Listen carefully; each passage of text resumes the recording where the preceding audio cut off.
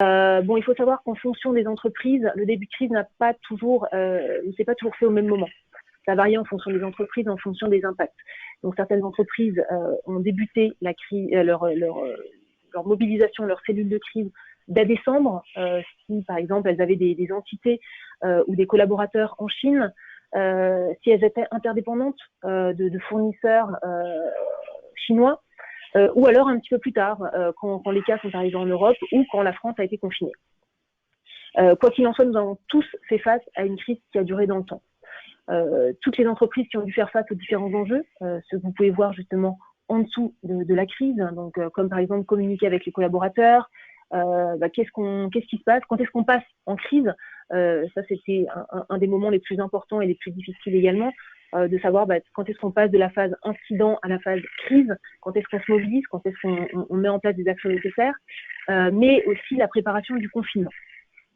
Donc toutes ces informations que vous pouvez voir en dessous de la frise sont des informations sur lesquelles toutes les entreprises doivent pouvoir travailler pendant leur retour d'expérience, qui représente un nombre incalculable d'informations à traiter. La semaine dernière, j'ai posé la question à un de mes nouveaux clients.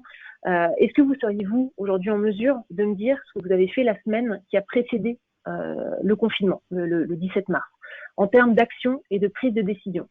Alors, j'ai pas pris cette semaine au hasard, c'est une des semaines qui a été les plus denses en termes de gestion de crise pour la semaine cette crise du Covid-19.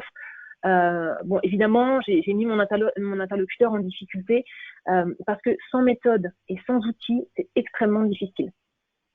C'est pourquoi la cinétique d'une crise lente impose une discipline et l'emploi d'une méthodologie permettant non seulement sa gestion, mais également la collecte d'informations structurées dédiées au retour d'expérience. Typiquement, une tenue sérieuse de la main courante, ou journal de bord, tous les temps comme on l'appelle, tout au long de la crise. Donc, face à un tsunami d'informations, il y a deux tendances. Ou bien trop d'informations qui vont parasiter les informations les plus pertinentes, et de voir justement, on va perdre beaucoup de temps à traiter toutes ces informations, ou au contraire, une perte d'informations irrémédiable. Et donc, lors du retour d'expérience, on se limitera uniquement à un ressenti global de la situation et pas à des informations précises. C'est pourquoi la préparation du retour d'expérience commence dès le début de la crise, avec des indicateurs mis en place, avec des outils, avec des sensibilisations du personnel sur les procédures de retour d'expérience. Nous, Eremos, on a commencé fin mars avec nos clients la mise en place du retour d'expérience, justement pour mettre rapidement en avant les forces et les faiblesses de l'organisation et ainsi éviter de répéter certaines erreurs commises et réajuster le tir au plus vite pour la suite des actions et pour pouvoir justement travailler sur un plan d'action pour la reprise, cette nouvelle phase de la reprise. Et ensuite, un deuxième retour d'expérience peut être mis en place un peu plus stratégique dans un second temps en tenant compte de la reprise d'activité. Donc, une procédure de retour d'expérience permet non seulement une meilleure reprise de l'activité, mais aussi et surtout d'éviter ou de mieux affronter une future crise, des crises similaires ou différentes. Alors, comment, quelle approche Bon, cette crise du Covid-19 a impacté tous les échelons et toutes les directions de l'entreprise. C'est pourquoi il est indispensable d'avoir une approche globale. Mais au-delà de la vision globale, une introspection peut être nécessaire par métier. Marc, je te laisse détailler. Oui, très rapidement, sur l'angle de la cybersécurité, on va surtout regarder comment la cellule de crise s'est mobilisée, sachant qu'encore une fois, majoritairement, elle s'est mobilisée à distance. Si c'était les bons acteurs qui étaient bien présents, par exemple le RFSI évidemment, mais aussi le DPO, la communication, et puis voir la redondance, si les acteurs n'étaient pas déjà pris par ailleurs par rapport à la gestion de la crise Covid, et donc perdre du temps par rapport à cela.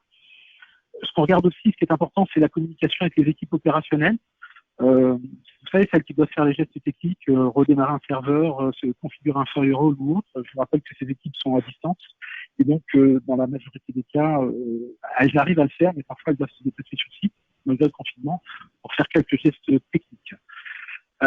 Et puis aussi, ce qui est important par rapport à cette approche, c'est regarder la communication avec les autres cellules, cellules de crise décisionnelle, rendre compte et permettre à la cellule de crise décisionnelle de faire son métier, entre autres, qui est de décider par rapport aux impacts et à ce qui est remonté par les différentes cellules de crise, dont la cellule de crise cybersécurité. Voilà. Julie ? Oui, alors en termes donc quelle que soit l'approche, il est de toute façon indispensable de s'appuyer sur une méthodologie.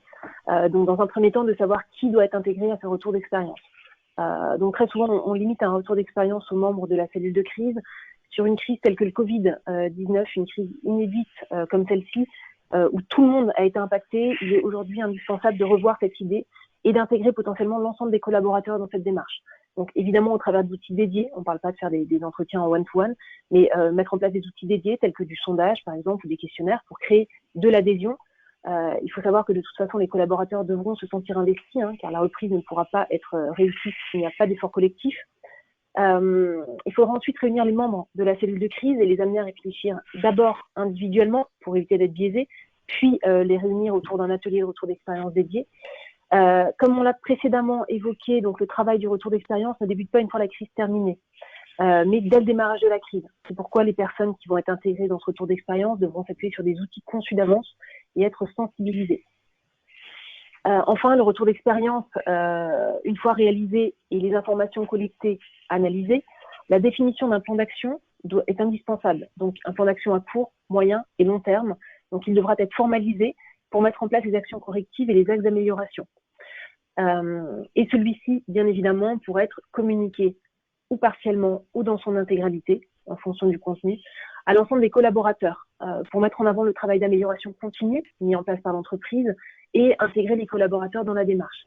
Le retour d'expérience, c'est un grand exercice d'humilité pour l'organisation.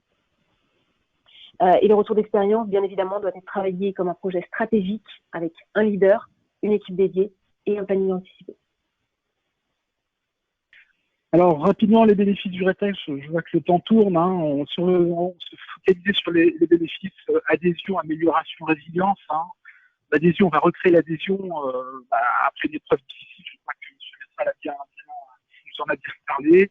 L'amélioration, là aussi, on va initier une démarche positive. On va effectivement mettre en place de nouvelles solutions qui auraient surtout essayé de les maintenir dans la durée. Et puis la résilience, clairement, c'est vraiment là où on va capitaliser au maximum, c'est-à-dire rendre notre système d'information et nos process résilients face aux nouvelles crises de cyber. Le risque. Alors, vu qu'on n'a plus beaucoup de temps, je vais me focaliser surtout sur les succès. Donc aujourd'hui, on a fait face à une crise tellement large qu'il y a eu beaucoup d'impact et que le recours à un expert peut parfois s'avérer indispensable. Donc pourquoi ? Évidemment parce que ça rassure. On nous a sollicité pour accompagner des clients qu'on accompagne de longue date, qui sont indépendants sur plein de choses, mais qui étaient rassurés de nous avoir à leur côté pendant ce moment-là. Et par contre, pour le retour d'expérience, effectivement, on nous demandait à ce qu'on les accompagne pour réussir à prendre de la hauteur et éviter justement l'effet tunnel. Avoir un besoin de neutralité, demander à des collaborateurs de s'exprimer sur des périodes qui sont difficiles, sur des difficultés rencontrées tant sur l'opérationnel que sur l'émotionnel, c'est pas forcément évident. Donc de réussir à parler à une personne neutre va favoriser justement la prise de parole. Il va y avoir un besoin de chef d'orchestre pour gérer les différentes parties prenantes. Encore une fois, les parties prenantes intégrées au RETEX ne vont peut-être pas se limiter à l'interne. On va peut-être devoir intégrer des parties prenantes externes qui ont été très fortement impactées aussi par l'entreprise. Et besoin de mettre en place un plan d'action correctif rapidement, donc avec des échéances courtes, et donc de pouvoir s'appuyer sur des experts et des outils éprouvés le facilite. Et enfin, je crois que je n'ai pas un client qui ne m'a pas demandé comment faisaient les autres, justement besoin d'être rassuré par rapport aux actions qu'ils ont menées, par rapport à leurs homologues, mais également sur les bonnes pratiques qui sont mises en place ailleurs. Julie, Marc, excusez-moi de vous interrompre, oui. On va devoir passer à la conclusion pour pouvoir accueillir des questions qui commencent à arriver sur le chat. Ça marche. Simplement pour aller plus loin, juste, vous pouvez avoir différentes précisions par rapport à ce qu'on vient de dire. Vous pouvez aller sur nos blogs respectifs où vous aurez un accompagnement, vous aurez des réponses développées par rapport au point qu'on vient de soulever. Merci Julie, merci Marc, merci Monsieur Métral pour votre témoignage passionnant de comment se déroule on fait pour faire face à une cyberattaque. Bien, avant de passer à la session d'échange et à des questions s'il y en a, je souhaite signaler que sur notre site web, on peut voir au slide suivant que vous pouvez récupérer 2 guides. Donc, je ne sais pas qui peut passer au slide suivant. Voilà. Donc, il y a un guide de bonne pratique vers les administrateurs réseau, les RSSI, les responsables informatiques. C'est celui de gauche. Et puis, un guide de bonne pratique de sécurité informatique pour les utilisateurs. Le guide utilisateur a déjà été pas mal distribué dans plusieurs organisations et il est très bien fait. On l'a complété par un guide orienté gestion, orienté SI. Voilà, donc ça, vous pouvez les récupérer gratuitement à l'adresse qui est indiquée en bas du slide sur le site Orange Cyberdéfense. Et voilà, et maintenant, nous pouvons prendre des questions s'il y en a. Alors la première question est pour Laurent, pour savoir si donc on peut avoir plus d'informations sur la sonde comportementale, avec notamment des exemples de sondes et des détails sur les indicateurs qui sont surveillés.